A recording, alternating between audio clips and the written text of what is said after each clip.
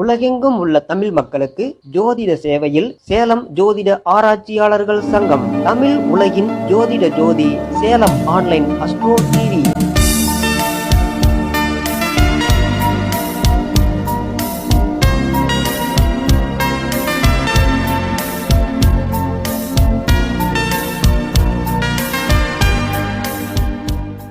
அனைவருக்கும் வணக்கம். சேலம் ஜோதிட ஆராய்ச்சியாளர்கள் சங்கத்தினுடைய 19வது மாதாந்திர கருத்தரங்க நிகழ்ச்சி மிகவும் சீரும் சிறப்புமாக நடைபெற்று கொண்டிருக்கிறது. நிகழ்ச்சியில் தொடர்ந்து திருச்செங்கோடு ஜோதிட சங்கத்தினுடைய துணை செயலாளர் திருமிகு ஜெகநாதன் ஐயா அவர்கள் அரசு வேலை யாருக்கு கிடைக்கும் அப்படிங்கிற அற்புதமான தலைப்புல பேச வந்திருக்கிறார். அவரை வருக வருக என்று வரவேற்று நிகழ்ச்சியை இனிதே துவங்குவோம்.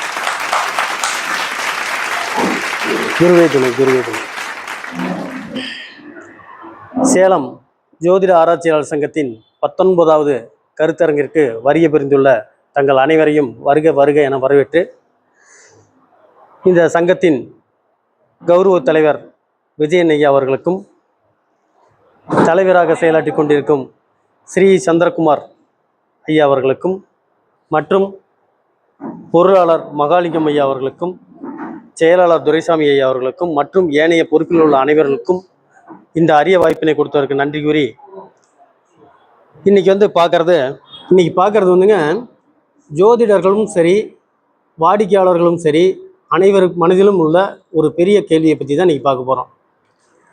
எல்லாருமே அரசாங்க வேலை மேலே ஆர்வப்படாதவங்க யாருமே இருக்க முடியாது. அனைவருக்கும் விருப்பமான அந்த ஆரம்பத்திலேருந்து சொல்லி வளர்த்திடுறாங்க. அரை காசுனாலும் அரண்மனை காசு அப்படின்னா சொல்லி அரசாங்க உத்தியோகத்தை பற்றி சொல்லிடுறாங்க. அரசாங்க உத்தியோகம் அப்படிங்கிறது கிடைக்கிறதுக்கு முதல்ல அந்த தகுதி நிலை ஜாதகங்கள்னு கொஞ்சம் எடுக்கிறோம். இப்போ எப்படி மருத்துவத்தை பற்றி சொல்லும்போது நம்ம சொன்னோமோ, அதே மாதிரி அரசாங்கத்துக்கு சில தகுதி நிலைகள் அப்படின்னு இருக்குது. இப்போ ஐயா கூட பேசிட்டு இருக்கும்போது சொன்னார், சம்மந்தமே இல்லாமல் அரசாங்க உத்தியோகத்தில் இருக்காங்களே, 10ஆம் இடத்துல சூரியன் காணுமே, 6ஆம் அதிபதி 10ல் இல்லையே, இதெல்லாம் நம்ம பார்த்துக்கிட்டு இருக்கோம். ஆனால் இதையும் மீறி ஒரு விஷயம் ஓடிட்டுருக்கு. இந்த ஆய்வை செஞ்சவர் எங்கள் குருநாதர் ஜிகே ஐயா செய்த ஆய்வு. அது கூட கூடுதலாக நம்ம எல்லா ஜாதகங்களையும் அதை எடுத்து கோயின்ஸ் பண்ணி பார்த்தோம். இந்த விஷயம் கரெக்டாக இருக்கா, இந்த கருத்து கரெக்டாக இருக்கா அப்படின்னு நம்ம பார்த்தோம். அதில் கிடைச்ச விஷயங்களை நம்ம இப்போ நம்மளுடைய ஆய்வுக்கு எடுத்துக்கலாம். எந்த ஒரு ஜாதகத்திலையும் சூரியன் அமைப்பு அப்படிங்கிறது அரசாங்கத்துக்கு ரொம்ப முக்கியமானது. சூரியன் என்ற நட்சத்திரக்கால் அதுதான் ரொம்ப முக்கியமானது. சூரியன் 10ல் இருக்காரு, ஆனால் அரசாங்க வேலை கிடைக்கல. சூரியன் 12ல் இருக்காரு, அரசாங்க வேலை கிடைக்குது. இது பார்த்துருப்பீங்க. நம்ம பாரம்பரிய முறையும் இதில் வரணும், சாரமும் வரணும், சந்திரநாடியும் வரணும். இப்படி எடுத்தால் தான் இந்த கான்செப்ட் உங்களுக்கு புரியும். பென்ஷன் வாங்குறவங்க ஜாதகம் ஒரு 10 ஜாதகத்தை எடுத்து பார்த்தீங்கன்னா அதிகம் பேத்துக்கு 12ஆம் இடத்துல சூரியன் இருக்குது. அப்போ எப்படி பென்ஷன் வாங்குறாங்க, அரசாங்க உத்தியோகம் எப்படி கிடைச்சிது அப்படின்னு பார்த்தீங்கன்னா இதுக்கு ஒரு காரணம் இருக்குது. 10ஆம் அதிபதி அப்படிங்கிற கிரகமும் 5ஆம் அதிபதி அப்படிங்கிற கிரகமும் ஏதோ ஒரு விதத்தில் தொடர்பு கொண்டால் நிச்சயம் அரசு வேலையில் இருக்காங்க. 10ஆம் அதிபதிங்கிற கிரகமும் 5ஆம் அதிபதிங்கிற கிரகமும் நட்சத்திர அடிப்படையிலையோ அல்லது ஸ்தான அடிப்படையிலையோ ஏதாவது ஒரு தொடர்பு கொண்டால் நிச்சயம் அரசு வேலையில் இருக்காங்க. இந்த கருத்தை நம்ம எடுக்கிறதுக்கு முன்னாடி நம்ம என்ன பண்ணோம், நம்ம நண்பர்கள் அனைவருக்கும் ஃபோன் பண்ணி உங்களால் முடிஞ்ச ஒரு 10, 20, 50 ஜாதகங்களை அரசு வேலையில் இருக்க ஜாதகங்களை கொடுங்கன்னு சொல்லி தான் ஆய்வு பண்ணோம். ஏன்னா நம்ம ஒரு கருத்தை நம்ம ஒரு கருத்தரங்களில் சொல்கிறோம் அல்லது வாடிக்கையாளருக்கு சொல்கிறோம்னா அந்த கருத்தில் ஃபஸ்ட்டு நாம் ஆய்வு பண்ணிடணும். பண்ணி முடிச்சு அது சரியாக இருந்தால் மட்டுமே அதை கொண்டு வரணும். நான் வரும்போது கூட நம்ம நண்பர் கூட சொன்னேன், ஒரு ஆய்வு எப்படின்னா, ஒரு ஜாதகத்தை எடுத்தோன்னே அந்த பையனோ பொண்ணோ என்ன படிச்சிருப்பாங்கன்னு கண்டுபிடிக்கணும். எந்த ஜாதகம் கொடுத்தாலும் கண்டுபிடிக்கணும் அப்படிங்கிறதுல நான் எடுத்து கொடுத்தேன். அதில் கண்டுபிடிச்ச ஒரு சின்ன விஷயந்தான், லக்கணத்துக்கு 4ஆம் அதிபதி, அந்த 4ஆம் அதிபதி எந்த நட்சத்திரத்தில் இருக்காரோ அந்த நட்சத்திரத்தை சம்மந்தப்பட்ட படிப்பை அவர் படிச்சிருக்கார். நிறைய ஜாதகங்களை மேட்ச் பண்ணி பார்த்தோம். நாம் என்ன பண்ணிடுவோம், 4ஆம் இடத்துல யார் இருக்கா, 4ஆம் இடத்தை யார் பார்த்துருக்கா, 4ஆம் அதிபதி எங்கே போய் உட்காந்துருக்கா, அதெல்லாம் பார்ப்போம். இருந்தாலும் இதையும் கொஞ்சம் கூடுதலாக சேர்த்து பார்க்கலாம். இதுவும் சரியாக இருக்குது. இப்போ ஐயா வணக்கம் வாங்க. அரசு வேலையில் வரும்போது அரசு வேலைக்கு இது மட்டும்தான் தொடர்பா, மற்றது எதுவும் இல்லையானா இருக்குது. 5-10 தொடர்பு, 9-10 தொடர்பு, இப்படி இருந்தாலும் அரசு வேலையில் இருக்காங்க. இப்போ ஒரு பையனோ பொண்ணோ டிஎன்பிஎஸ்சி எழுதுறேன்னு கேட்குறாங்க, அரசு வேலைக்காக நான் படிக்கிறேன்னு கேட்குறாங்கன்னா அவங்கள படிக்க சொல்லலாமா வேண்டாமா அப்படிங்கிற பார்க்குறதுக்கு நம்ம இந்த பாயிண்ட்ஸ் எடுக்கிறோம். அது கூடுதலாக என்ன செய்யணும்னா அதுக்கு உண்டான தசாபுத்தி இருக்கான்னு பாருங்கள். எனக்கு தெரிஞ்சு இந்த அமைப்பு இருக்கிற ஒரு ஜாதகர் ராகு திசை புதன் புத்தி எப்படி முயற்சி கரெக்டாக இருக்கும்?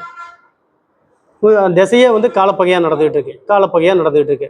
ஸோ நான் என்ன சொன்னேன்னா, சார் உங்களுக்கு வந்து இன்னும் ஒரு 2 வருஷத்துக்கு வாய்ப்பு இல்லை, நீங்கள் படிச்சுக்கிட்டே இருங்க. ஆனால் 2 வருஷம் முடிஞ்சு புதன் புத்தி முடிஞ்சு கேது புத்தி ஸ்டார்ட் ஆகும்போது உங்களுக்கு அரசு வேலை கிடைக்கும். அந்த சமயத்தில் எந்த எக்ஸாம் வருதோ அதை எழுதுங்க அப்படின்னு. இது வந்து சரியா இருக்குது. சரி, அரசு வேலை கிடைக்குதுன்னு சொல்லிட்டோம். இப்போ நான் நேற்று பார்த்தா நம்ம மாவட்ட ஆட்சியர் அலுவலகத்துக்கு போயிருந்தேன். நிறைய பேர் அங்கே பணியாற்றுறாங்க, நம்ம கிளைண்ட்டும் இருக்காங்க. எல்லாருமே கலெக்டர் ஆஃபீஸில் வேலை செய்கிறேன்னு தான் சொல்லுவாங்க. யாரை கேட்டாலும் பியூனும் அப்படி தான் சொல்லுவார், கலெக்டர் அப்படி தான் சொல்லுவார். அப்போ எந்த தகுதியில் வேலை செய்கிறாருன்னு வேணும் இல்லையா? அந்த எந்த தகுதின்னு நிர்ணயம் பண்ணுறதுக்கு வந்துங்க நமக்கு சூரியனுடைய தன்மை மிக மிக முக்கியம், செவ்வாயினுடைய தன்மையும் முக்கியம். அதே மாதிரி அதிக பாகை இதில் யார் வாங்கினாங்கிறதும் முக்கியம். ஒரு ஜாதகத்தில் அதிக பாகை வாங்கிய கிரகம் அவருடைய தொழிலை நிர்ணயம் செஞ்சிடும். இப்போ நம்ம இன்னைக்கு பார்த்த ஒரு ஆய்வில், நம்ம நண்பரோட பார்த்த ஆய்வு தான், ஒரு மருத்துவருடைய ஜாதகத்தை நம்ம எடுத்து ஆய்வு பண்ணோம். அவரை டைரெக்டாக பார்த்தா மருத்துவ ஜாதகம்னு சொல்ல முடியாது, டாக்டர்னு சொல்ல முடியாது. மகர லக்கணம் ஆச்சுங்களா? மகர லக்கணம் கன்னியா ராசியில் புதன், மகர லக்கணம் கன்னி ராசியில் புதன். இப்போ அவர் வந்து 12ல் செவ்வாய் கேது தனுசுல. இப்போ இவர் எப்படி வந்து மருத்துவத்துக்குள்ளார வந்தார் அப்படின்னா, பாரம்பரிய முறையில் நிறைய கின்ஸ் கிடைக்கும். அதாவது மேஷம், சிம்மம், விருச்சகம் இது சம்மந்தப்பட்டுருந்துச்சுன்னா மருத்துவத்தில் சம்மந்தப்படும். இது கூட கூடுதலாக குரு, சந்திரன், சூரியன், செவ்வாய் இதனுடைய ஏதாவது ஒரு தொடர்படைஞ்சாலும் கிடைக்கும். பாரம்பரியத்தில் இன்னொரு குறிப்பாக பார்த்தீங்கன்னா செவ்வாய் கேது சேர்ந்துருச்சுனாவே ஏதோ ஒரு மருத்துவத்தை செய்வாங்க, அது வந்து காமன். இப்போ தனுசு ராசியில் அந்த இணைவு இருக்குது, செவ்வாய் கேது இணைவு இருக்குது. இவர் பிறந்த மகர லக்கணம், 9ஆம் இடத்துல புதன் இருக்கார். இப்போ இவர் வந்து எப்படி டாக்டர் அப்படின்னா, அவர் மருத்துவத்துக்கு படிச்சுட்டு ப்ரொஃபஸராக போயிட்டார். எப்படி ப்ரொஃபஸராக போனார் அப்படின்னு பார்க்கும்போது இவர் எப்படி மருத்துவராக வந்தார் அப்படின்னு பார்த்தோம்னா, மேச லக்கணத்துக்கு 6ஆம் இடமா வரக்கூடியது, அதாவது காலபுருஷனுக்கு 6ஆம் இடமான கன்னியில் புதன் இருக்கார். கன்னியில் புதன் இருக்கார். மகர லக்கணத்துக்கு 6ஆம் அதிபதி புதன் தான், அவர் 6ஆம் இடத்துல இருக்கார். அப்போ மருத்துவம் சார்ந்த இடம் தான் 6ஆம் இடம். 6ஆம் இடம்ங்கிறது மருத்துவம் சார்ந்த இடம். காலபுருஷனுக்கு 9ஆம் இடத்துல செவ்வாய் கேது இணைவு. அப்போ இவர் போதிக்கிறார். அவர் உட்காந்துருக்கிற நட்சத்திர சாரம் என்னன்னு பார்த்தோம்னா அஸ்தம். அப்போ வந்துருச்சுங்களா? இது எல்லாமே தொடர்புகள் கரெக்டாக வந்துடும். இந்த இணைவையும் அரசு வேலையோட மெர்ஜ் பண்ணி பார்க்கணும். டைரெக்டாக கேட்டால் சார் எனக்கு கவர்மெண்ட் ஜாப் கிடைக்குமா கிடைக்காதுன்னா டைரெக்டாக பாருங்கள், 5, 9 தொடர்பு இருக்கான்னு பாருங்கள், 9, 10 தொடர்பு இருக்கான்னு பாருங்கள். இந்த 9, 10 தொடர்பு இருந்தால் கண்டிப்பாக தசாபுத்தி வந்தால் தான் நடக்கும், இல்லைன்னா நடக்காது. நான் பாட்டுக்கு வந்து நான் சொன்ன மாதிரி காலப்பக திசை இருக்கக்கூடிய ஒரு ஜாதகரை போய் வேஸ்ட்டாக நீ படிப்பான்னு வேஸ்ட் பண்ணிட வேண்டாம். தசாபுத்தியும் அனுமதிக்கணும், வாய்ப்பும் இருக்கணும். சரி, இது 2 இருந்துருச்சு தான் எனக்கு கவர்மெண்ட் ஜாப் கிடைக்குமானா நீங்கள் அந்த க்யூவில் நிற்கிறதுக்கு எலிஜிபிள். கிட்டத்தட்ட பார்த்தோம்னா 1,00,000 ஜாதகத்துக்கு கவர்மெண்ட் ஜாப் காட்டுது, 1,00,000 ஜாதகங்களுக்கு காட்டுது. அவங்க எல்லாமே லைனில் நிற்கலாம், அதில் ஒன்றும் மாற்றம் இல்லை. ஆனால் யாருக்கு கிடைக்கும்னு நிர்ணயம் பண்ணுறது என்னென்னா திசா புத்தி ப்ளஸ் கோச்சாரம், இது வந்து அவங்களுக்கு இருக்கணும். அதுக்கு மேலே அவருடைய கொடுப்பினைன்னு சொல்லும்போது நிறைய பேருக்கு யோசனை வரும், சார் எனக்கு கொடுப்பினை எந்த கண்டிஷனில் கண்டுபிடிக்கிறது, எவ்வளோ பர்சன்டேஜ் இருக்குது, எத்தனை கிலோ இருக்குன்னு எப்படி கண்டுபிடிக்கிறது அப்படின்னு பார்த்தீங்கன்னா, இதுக்கு வந்து நந்தி, பிருகு நந்தியை சொல்லுவாங்க. என்னென்னா கொடுப்பினை கிரகம் அப்படிங்கிறது சனி பகவான். சனி பகவான் எந்த இடத்துல உட்காந்துருக்காரோ அதுதான் உங்களுடைய கொடுப்பினை. லக்கணத்துக்கு 2ஆம் இடத்துல உட்காந்துருந்தா உங்கள் பேச்சு தான் கொடுப்பினை, உங்கள் வித்தை தான் கொடுப்பினை. எனக்கு என்ன கடவுள் கொடுத்து விட்டார் அப்படின்னு தான் நீங்கள் கேட்க வேண்டியதில்லை. உங்கள் ஜாதகத்தில் 7ஆம் இடத்துல சனி பகவான் இருந்தால் மனைவியே கொடுப்பினை. ஆனால் நம்ம என்ன சொல்லிடுறோம், 7ஆம் இடத்துல சனி இருந்தால் காலதாமத திருமணம் அப்படின்லாம் சொல்லுவோம். அது ஒரு பக்கம் இருந்தாலும் கூட கொடுப்பினைங்கிறது அந்த வகையில் தான் வருது. அப்போ அந்த கொடுப்பினையும் நன்றாக இருந்து 5, 10 சம்பந்தம் பெற்றால் கண்டிப்பாக அவங்களுக்கு அரசாங்க உத்தியோகத்துக்கான வாய்ப்பு உண்டு, அதில் ஒன்றும் மாற்றம் இல்லை. நான் ஒரு ஜாதகத்தில் பார்க்கல, ஒரு சின்ன வயசு பையன்தான், ஒரு 23 வயசு இருக்கும் அந்த பையனுக்கு. அந்த பையனுக்கு வந்து கவர்மெண்ட் ஜாப் கிடைச்சிது. எப்படி கிடைச்சிதுன்னா டைரெக்டாக பார்த்தா இல்லை, ஆனால் நட்சத்திர சார அடிப்படையில் கிடைச்சிது. அதாவது சுக்கிரன் ப்ளஸ் சூரியனுடைய சார அடிப்படையில் கிடைச்சிது. அந்த இணைவு வந்து தனுசு ராசியில் இருந்துச்சு. அப்போ இவருக்கு எந்த மாதிரி கிடைச்சிதுன்னு பார்த்தா கோயிலில் அந்த ஒர்க் பண்ணக்கூடிய வாய்ப்பை அது கொடுச்சு. அப்போ அரசு வேலைக்கு முயற்சி பண்ணுறவங்க 5, 10 தொடர்பு இருக்கான்னு பார்க்குறோம். 9, 10 தொடர்பு இருந்தால் தசாபுத்தியில் வருதான்னு பார்க்குறோம். தசாபுத்தியில் வரலைன்னா வெறும் 9, 10 தொடர்பு வந்து கோயில் வேலைகள் மட்டும்தான் செய்ய விடும், வேறு எதுவும் செய்ய விடாது. தர்மகர்மாதிபதி யோகம் மகாபுருஷ யோகம் தான் இல்லைன்னு சொல்ல, ஆனால் தர்மகர்மாதிபதி யோகத்துக்கும் பொருளாதாரத்துக்கு சம்மந்தம் இல்லைங்கிறது தெரிஞ்சுக்கணும். பொருளாதாரத்துக்கும் தர்மகர்மாதிபதி யோகத்துக்கு சம்மந்தமே இல்லை. அதே சனி பகவான் தரக்கூடிய சசயோகத்திலாம் பொருளாதாரம் வரும், அதில் வரும். ஆனால் இந்த தர்மகர்மாதிபதி யோகங்கிறது என்னன்னா ஒரு மேம்படுத்தி காட்டுறது. இப்போ 5, 10 தொடர்பு இருக்கு, தர்மகர்மாதிபதி யோகமும் இருக்குது, ஏதோ ஒரு விதத்தில் இருக்கு. அவங்களுடைய திசாபுத்தியும் நடக்குதுன்னா பச்சை மையில் கையெழுத்து போடக்கூடிய ஒரு அரசு அதிகாரியா அவர் வருவார். மாற்றமே இல்லை. இது எதுவுமே தொடர்பு இல்லைங்க. ஆனால் சனி வலுத்திருக்கிறார், கீழ்நிலையில் இருக்கக்கூடிய ஒரு தொழிலாளியாக வரார். இது ரெண்டுமே வலுக்கலைங்க. புதன் மட்டும் வலுத்திருக்கிறார். அவர் ஒரு ஸ்டெனோவா ஸ்டாஃபாக வருவார், ஒரு எழுத்தரா அங்கே பணிபுரிகிறார். சனி பகவான் வந்துங்க அவருடைய வலிமையை பொறுத்து படிப்படியாக உயர்வுகளை தந்துடுறார். சனி வலுக்காமல் ஒரு உயர பதவி போக முடியாது, அதுவும் இருக்கு. ஆனால் சனி மட்டுமே வலுத்த கீழே தான் இருக்கும், அதுவும் உண்மைதான். அப்போ 10ஆம் இடத்தை பார்க்குறோம், செவ்வாயினுடைய அமைப்பாக, ஏன்னா உத்தியோகக்காரங்க இல்லையா, செவ்வாயும் பார்க்குறோம், சூரியனையும் பார்க்குறோம், அரசாங்க உத்தியோகத்தையும் பார்க்குறோம். இது எல்லாம் ஒரு பக்கம் இருந்தாலும் 5, 10 தொடர்பு இருக்கான்னு பார்க்குறோம். 9, 10 அல்லது 1, 9 இந்த மாதிரி தொடர்புகள், அதாவது கோணாதிபதியும் கேந்திராதிபதி தொடர்புடையக்கூடிய தர்மகர்மாதிபதி யோகம் இருக்கான்னு பார்க்குறோம். தர்மகர்மாதிபதி யோகம் இல்லைன்னா கூட 5, 10 தொடர்பு இருந்தால் அவங்களுக்கு அரசாங்க சம்மந்தப்பட்ட உத்தியோகம் இருக்குது.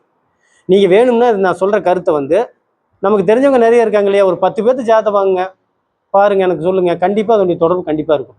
இது எதுலையுமே தொடர்பு இல்லைன்னா கூட ஐயா வந்திருக்கிறாரு இளம்பிள்ளையிலேருந்து, அவர் மூத்த ஜோதிடர் பிதாமகர், அவர் சொல்லக்கூடிய டிஎன்ஏ ஜோதிடத்தில்னாச்சு இதில் தொடர்பு இருக்கும். உண்மைங்களையா சௌரிராஜன் ஐயா அவருடைய டிஎன்ஏ ஜோதிடத்தில்னாச்சு இந்த தொடர்பு இருக்கும். நான் இதுக்காக வந்துங்க ஏதோ ஒன்று மிஸ் ஆகுமான்னு நிறைய ஜாதத்தில் ட்ரை பண்ணி பார்த்து இந்த விதியை மீறவே முடியல, கரெக்டாக இருக்குது. அதனால தான் நான் அந்த கருத்தை சொல்கிறேன். நீங்களும் ஒரு 10 ஆசிரியர் ஜாதத்தை வாங்குங்க, ஒரு 10 எலக்ட்ரிக்கல் வேலை செய்கிறவங்களை பாருங்கள். எலக்ட்ரிக்கலில் செவ்வாய் கொஞ்சம் கூட சேர்ந்து வருவார். இந்த மாதிரி இபியில் வேலை செய்கிறவங்க, போஸ்டரில் வேலை செய்கிறவங்க புதன் வருவார் சார். புதனும் 3ஆம் இடமும் சம்மந்தப்பட்டு வரும். இந்த இணைவு இல்லாமல் இல்லவே இல்லைங்க. இனி பார்க்கக்கூடிய ஜாதகங்களில் இந்த கேள்வி வந்தால் தயங்காமல் ஒரு 1 நிமிடம் 2 நிமிடத்தில் நம்ம அதுக்கு பதில் சொல்லிடலாம். உங்களுக்கு அரசு உத்தியோகம் இருக்குதுப்பா இல்லைப்பான்னு சொல்லிடலாம். இதுக்கு அடுத்தது என்னுடைய பாணியில் சொல்லக்கூடிய ஒரு விஷயம் என்னென்னா, சனி யாரை முதலில் போய் தொடப்போகிறாரோ அதுதான் தொழில். நீங்கள் எல்லாருக்குமே செக் பண்ணி பார்க்கலாம், நான் நிறைய இடத்துல செக் பண்ணி பார்த்துட்டேன். சனி வந்து யாரை போய் தொடப்போறாரு, என்னுடைய ஜாதத்தில் சனி வந்து கேதை போய் தொடப்போறாரு. நான் ஜோதிடவியலை எடுத்தேன், நான் படித்தது வேறையாக இருந்தால் ஜோதிடத்தை எடுத்தேன். அதே மாதிரி பார்த்தீங்கன்னா கேது சம்மந்தப்பட்ட ஃபீல்டு எல்லாமே எனக்கு வந்துச்சு. அதே சனி இன்னும் வேறு மாதிரி படிச்சிருக்காங்க அப்படின்னா அவங்க மருத்துவமோ கம்ப்யூட்டர் சயின்ஸ் சம்மந்தப்பட்டதில் கண்டிப்பாக படிச்சிருப்பாங்க. இப்போ எல்லாத்து ஜாதகமும் நமக்கு தெரியும். நம்ம ஜாதகத்தை அப்படியே கம்பேர் பண்ணி பாருங்கள். சனி யாரை தொடப்போகிறார், முதலில் தொடரக்கூடிய கிரகம். 3 கிரகம் அந்த ராசி கட்டத்தில் இருந்துச்சுன்னா கூட முதல்ல இருக்கக்கூடிய கிரகத்தை கனெக்ட் பண்ணி பார்த்தா கண்டுபிடிச்சிடலாம். இது மட்டும் அல்லாமல் ஒருவருடைய ஜாதகத்தில் லக்கண புள்ளி அப்படிங்கிறது இந்த 5, 10 சம்மந்தப்பட்டாலும் அரசு உத்தியோகத்துக்கு எலிஜிபிள் உண்டு. நான் இப்போ சொல்கிறதெல்லாம் பார்த்தீங்கன்னா எலிஜிபிள்ங்கிறது ஒரு கேட்டகரியில் சொல்லுவேன், கண்டிப்பாங்கிறது ஒரு கேட்டகரியில் சொல்லுவேன். கண்டிப்பான்னு சொல்லக்கூடிய கேட்டகரியில் 5, 10 தொடர்பு மிக மிக அவசியம். அதில் உயர் பதவி வேணும்னா 9, 10 வேணும். நார்மலாக உள்ள என்ட்ரி ஆகுனா இது இருக்கணும். தசாபுத்தியினுடைய காலகட்டம் மிக மிக முக்கியம். நமக்கு நல்ல அமைப்பெல்லாம் இருந்து தசாபுத்தி வரல அப்படின்னா என்ன செய்யறது? நான் ஒரு இளைஞரோட ஜாதகத்தை பார்த்தேன். அவருடைய வயசு இருந்தால் 27லேருந்து 30க்குள்ளே தான் இருக்கும். அவருக்கு வந்து வரிசையாக தசாபுத்தி போட போட நான் பார்க்கக்கூடிய ஜோதிட முறையில் என்ன பண்ணுவோன்னா, இப்போ கடக லக்கணம் சனி தசை நடக்குதுன்னு வச்சுங்களேன். நாம் எப்படி பாரம்பரியத்தில் எடுப்போம், 7, 8 குடை தசைன்னு எடுப்போம். நாம் எடுக்கிற முறை எப்படின்னா, அந்த சனி எந்த சாரத்தில் உட்காந்துருக்காருன்னு பார்ப்போம். இப்போ சனி வந்து பரணியில் உட்காந்துருக்காருன்னு வச்சுங்களேன். பரணி 1ஆம் பாதம் 2ஆம் பாதத்தில் உட்காந்துருக்காரு அப்படின்னா சுக்கிரன் எங்கே உட்காந்துருக்காருன்னு கவனிப்போம். சுக்கிரன் 5ஆம் இடத்தில் உட்கார்ந்திருந்தால் நிச்சயமாக அந்த திசை 5ஆம் அதிபதி திசை தான். என்ன செக் பண்ணி பாருங்க. கண்டிப்பாங்க, இதுதான் சார் 100%. நான் வந்து இந்த ஜோதிட துறையில் இப்போ 30 வருஷம் ஆயிடுச்சு. 1 லட்சம் ஜாதகத்துக்கு மேலே பார்த்துருக்கேன்னு பணிவோடு தெரிவிச்சுக்கிறேன். இந்த அமைப்பில் என்னுடைய இந்த அனுபவ காலகட்டத்தில் இந்த ஒரு 10 வருடத்துக்குள்ளார தான் இதுக்குள்ளார இந்த மெத்தடுக்கு வந்தேன். அதுக்கு முன்னாடி வந்து பாரம்பரியம், டைரக்ட் பாரம்பரியம், இப்படி இருந்தால் இப்படி தான், இப்படி இருந்தால் இப்படி தான். அப்படி இருக்கையில் மாறி ஜெயிச்சவங்களெல்லாம் பார்க்கும்போது, ஒருவேளை நம்ம கற்றுக்கிட்டது தப்பா போச்சா அப்படிங்கிற பயம் வருது இல்லையா? அந்த பயம் வரும்போது ஏதோ ஒன்று இருக்குன்னு உள்ளே போக போக போக இந்த மெத்தட் சூப்பராக இருந்துச்சு. ஒருத்தர் ஜாதகத்தில் 7ஆம் அதிபதி 8ஆம் இடத்துல இருக்கலாம். ஆனால் 7ஆம் அதிபதி 8ஆம் இடத்துல இருந்தால் நம்ம என்ன சொல்லுவோம்? சிரமம்னு சொல்லுவோம், திருமணம். ஆனால் 7ஆம் அதிபதி 8ஆம் இடத்துல இருக்கக்கூடிய ஜாதகர் நிறைய பேர் இருக்காங்க. அவங்க மனைவிகள் அனைவரும் நல்ல உத்தியோகத்தில் கை நிறைய சம்பாதிக்கிறவங்களா இருக்காங்க. இந்த மாதிரி மாறி வரக்கூடிய சூழ்நிலைகளை நம்ம தெரிஞ்சுக்கணும். ஏன்னு கேட்டால் 10ஆம் அதிபதி 12ல் இருக்கக்கூடிய நிறைய பேர் அரசு உத்தியோகத்தில் இருக்காங்க. 10ஆம் அதிபதி 12ல் இருக்காங்க. என்னன்னு பார்த்தா வெளியூர் டிரான்ஸ்ஃபர், ஆமாம், செஞ்சுட்டு இருக்கிறாங்க. ஸோ வந்து பாரம்பரியம்ங்கிறது அடிப்படை.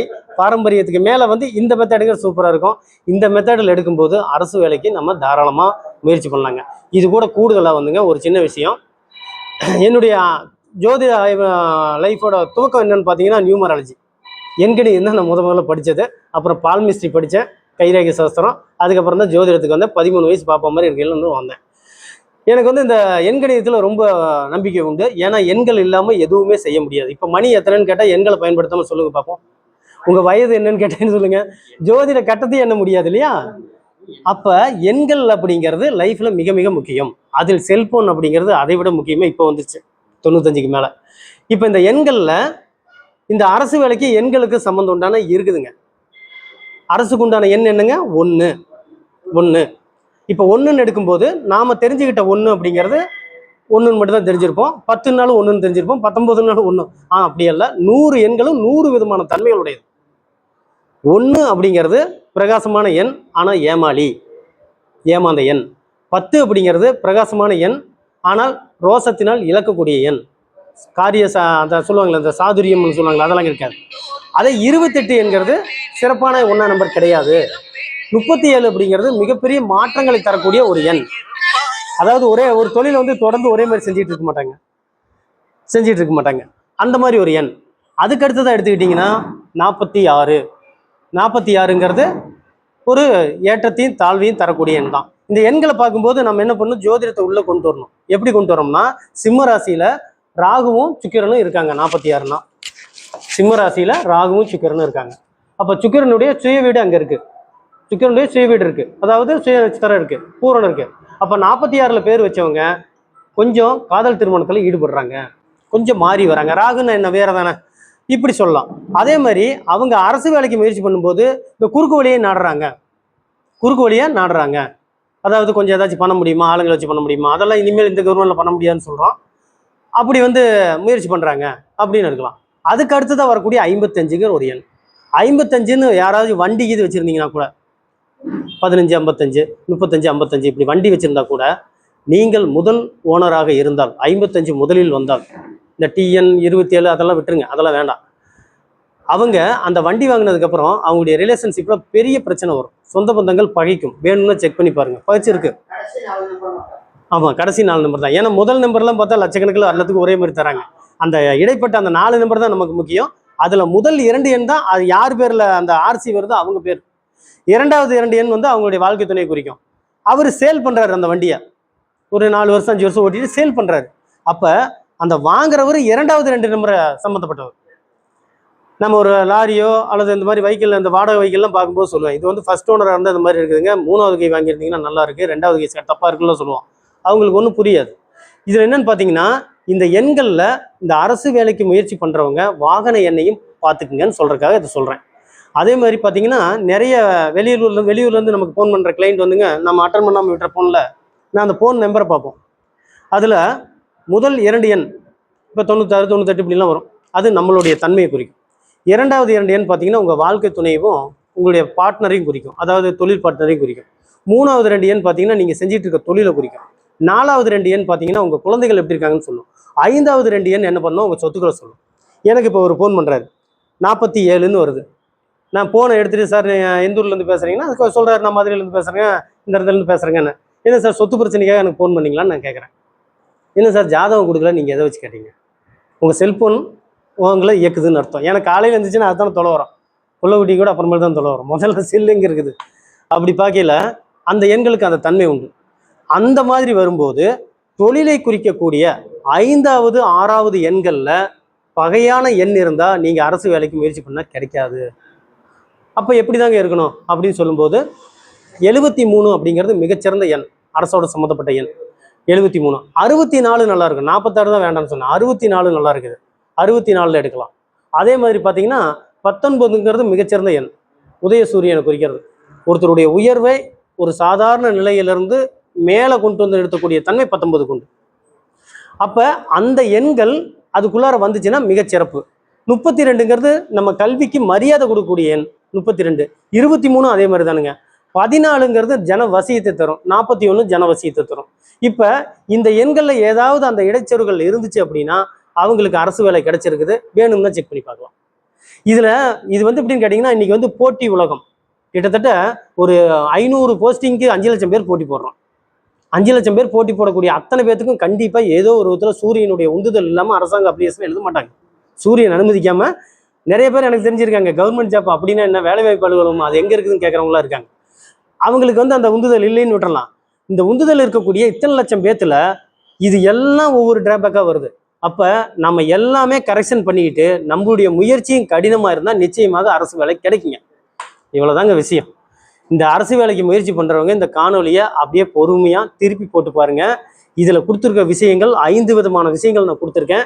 இந்த 5 விதமான விஷயங்களில் புரியலைன்னா எனக்கு எப்போ வேணாலும் ஃபோன் பண்ணி கேட்கலாம், நான் அதை விளக்கமாக சொல்கிறேன். இதில் 5 விதமான விஷயங்களும் ஓகே பண்ணிவிட்டு கூடுதலாக படிங்க. கூடுதலாக படிக்கணும். அது என்னங்க கூடுதலாக படிக்கிறதுனா, எல்லாம் 10 மணி நேரம் படித்தா நீங்கள் 10 மணி நேரம் 10 நிமிஷம் படிங்க. ஒரு ஒரு ஒரு ஒர்க் ஷாப் இருக்குது, 10 பேர் வேலை செய்கிறாங்க, எல்லாத்துக்கும் 8 மணி நேரம் டியூட்டி தான், முடிச்சுட்டு போகலாம், ஒன்றும் தொந்தரவு இல்லை. ஒருத்தர் மட்டும் என்ன பண்ணுறாரு, தினசரி வேலை இருந்துச்சுன்னா 8:15 வரைக்கும் கண்டினியூவாக செஞ்சுட்டு இருக்கிறாரு. இந்த 1/4 மணி நேரம் வேலை செய்யும்போது மற்ற சக தொழிலாளர்லாம் என்ன சொல்கிறாங்கன்னா, ஏன்டா பைத்தியக்கார அப்படிங்கிறாங்க. ஆனால் இதை ஒருத்தர் பார்த்துக்கிட்டு இருக்கார், யாரு, நிர்வாகி. அவர் என்ன பண்ணுறாரு, இவர் 1/4 மணி நேரம் எக்ஸ்ட்ரா டியூட்டி செய்கிறாரு, அப்போ முழுசாக அந்த தொழிலை அவர் உள்வாங்கிக்கிட்டாரு, இவர் அடுத்த ரேங்க் கொண்டு வருமேன்னு சொல்லி கொண்டு வர்றாரு. இந்த சக்தி, பிரபஞ்ச சக்தி இதை கவனிக்கிறது. சொல்லுவாங்க, சனி பகவானுக்கு தெரியாமல் எதுவுமே செய்ய முடியாதுன்னு. சனி பகவானுக்கு தெரியாமல் எதுவுமே செய்ய முடியாது. 330 டிகிரி அந்த சனி வளையம், மீதி இருக்கக்கூடிய 30 டிகிரி பனிக்கட்டி, அண்டார்டிகா உயிரினமே வாழாது. உலகத்தில் இருக்கிற 360 டிகிரி நம்ம இருக்கோம் மொத்தமாக உலகத்தினுடைய இதுங்க. அந்த 360ல் 330 வந்து சனி வளையம் சேர்ந்துருக்குங்களாம். நீங்கள் எந்த இடத்தில் யாருக்கும் தெரியாதுன்னு செய்யக்கூடிய வேலைகள் கூட சனி பகவானுக்கு தெரியும். யாருக்கும் தெரியாமல் நீங்கள் செஞ்ச உதவிகளும் சனி பகவானுக்கு தெரியும். இந்த சனி பகவானுடைய ஒரு பிரதிநிதியாக தான் இந்த பிரபஞ்சம் இயங்கிட்டு இருக்கு. இந்த பிரபஞ்சத்துக்கிட்ட நீங்கள் காலையில் செய்யக்கூடிய இந்த பிரபஞ்ச பிரார்த்தனை உடனே பழிக்குது அப்படின்னு சொல்லுவேன். நான் நிறைய மீட்டிங்கில் அதை பற்றி பேசியிருப்பேன், பிரபஞ்ச பிரார்த்தனை பற்றி. அது என்ன காரணம்னா, இதுதான் காரணம். நண்பர் கூட வரையில் பேசிட்டு சொன்னார், என்ன தசாபுத்தி நடந்தாலும் சனி பகவானை கும்பிடுங்க அப்படின்னார். காவல் தெய்வத்தை கும்பிடுங்க, சனி பகவான் தான் அனைத்துக்கும் இதுன்னு சொன்னார். அதுக்கு ஒரு லாஜிக்கும் சொன்னார். சனி பகவான் மட்டும்தான் எந்த லக்கணத்துக்கும் நல்லது கெட்டது தர்றவராக வருவாருன்னு. அதாவது அடுத்தடுத்த வீடு இருக்குது அப்படின்னு சொல்லி ஒரு லாஜிக் சொன்னார். அதே அமைப்பு தானுங்க. இது எல்லாத்தையும் ஒருங்கிணைத்து நம்முடைய குழந்தைகள், நம்மளுடைய வாடிக்கையாளருடைய குழந்தைகள் அனைவரும் இந்த போட்டியில் முயற்சி செய்து நிச்சயமாக அரசு பணி கிடைக்க நாம் பிரார்த்திப்போம் என்று கூறி இந்த ஒரு அரிய வாய்ப்பினை தந்த இந்த ஜோதிட ஆராய்ச்சியாளர் சங்கத்திற்கு நன்றி கூறி விடைபெறுகிறேன். நன்றி, வணக்கம். என்னுடைய தொலைபேசி எண் சொல்கிறேன், ஐயாவும் போட்டுருவார். சொல்கிறேங்கய்யா. செல்ஃபோன் நம்பர் சொல்லும்போது என் நம்பரில் 2 நம்பர் உண்டு. இந்த நம்பர் கொஞ்சம் வித்தியாசமாக இருக்கும். 73 73 6000 33. இந்த செல்ஃபோன் கிளாஸில் நானே சொல்லுவேன், 0வெல்லாம் அவாய்ட் பண்ணுங்கள். நான் ஏன் வச்சுருக்கேன்னா, அது காரணம் வேறு. இங்கே ஆன்மீகத்தில் நம்ம இருக்கோம், நிறைய விரதங்கள் இருக்கும், அதனால் நம்ம யூஸ் பண்ணுறோம். நார்மலாக வந்து 0ங்கிறது உள்ளே வாங்கிக்கும், உள்ளே இழுத்துகிட்டே போகும். இது இல்லாமல் இன்னொரு தொலைபேசி எண் இருக்குது, அதுதான் என்னுடைய பர்சனல் நம்பர். 86 10 10 222 0. இதுதான் என்னுடைய நம்பர். இதில் பார்த்தீங்கன்னா நான் சொல்ல எல்லா லக்கி நம்பரும் உள்ளே வந்திருக்கோம், ஆச்சுங்களா. எனவே உங்களுடைய சந்தேகங்கள் எது இருந்தாலும் இந்த இதில் கேட்கலாம். எந்த நம்பரில் ஃபோன் பண்ணி நமது ஜோதிட ஆய்வுக்கான ஒரு குழு இயங்கிட்டு இருக்கு. அதில் ஒரு 600 பேராக 3 குழு இயங்கிட்டு இருக்கோம். ஒரு 1500 பேத்துக்கு மேலே கலந்தாய்வு பண்ணிக்கிட்டே இருக்கோம். அதுலேயே நீங்கள் அந்த நம்பரில் ஒரு வாட்ஸ்அப் மெசேஜ் போட்டிங்கன்னா உங்களுக்கு அது ஜாயின் ஆயிரும். இதில் வந்து கூடுதலாக வாட்ஸ்அப் பற்றி நம்ம சொல்லி தருவோம், அதுவும் நீங்கள் கற்றுக்கலாம். நன்றி, வணக்கங்க. ஐயாவுடைய உரை பல அற்புதமான கருத்துக்களை கோர்வையாக எடுத்து கொடுத்துருக்கிறாரு. நிறைய விஷயங்களை தொட்டு காட்டிருக்கிறாரு. ஏன்னா இன்னைக்கு அவர் சொன்ன அந்த அரசு உத்தியோகங்கிறது எல்லாரும் கேட்குற கேள்வி. பெரும்பாலும் பார்த்தீங்கன்னா ஜோதிடம் நம்ம பலன் சொல்லும்போது அதிக பேர் கேட்குற கேள்வி, இப்போ வெளிநாடு போக யோகம் இருக்கா, இந்த கேள்வி நிறைய பேர் கேட்குறாங்க. அப்புறம் இந்த பிள்ளைங்க வந்து நாங்கள் இப்போ செஞ்சு வைக்கிற கல்யாணம் பண்ணிக்குவாங்களா, இல்லை அவங்க இஷ்டத்துக்கு கல்யாணம் பண்ணுவாங்களா, இந்த ஒரு கேள்வி கேட்பாங்க. அரசு உத்தியோகம் கிடைக்குமா அப்படிங்கிற கேள்வி வந்து பெரும்பாலும் எல்லாருமே 90% பேருக்கு மேலே கேட்குற கேள்வி தான் அது. இந்த டாப்பிக்கை அப்பா இன்னைக்கு எடுத்து அருமையாக பேசிட்டு இருக்காரு. இந்த உரை வந்து எல்லாருக்குமே யூஸ்ஃபுல்லாக தான் இருந்திருக்கு. நம்ம சங்கத்தினுடைய சார்பில் சங்கத்தினுடைய துணை செயலாளர் நம்ம சின்ன சேலம் சீனிவாசன் ஐயா பொன்னாடை போர்த்தி கௌரவிக்க போகிறார்.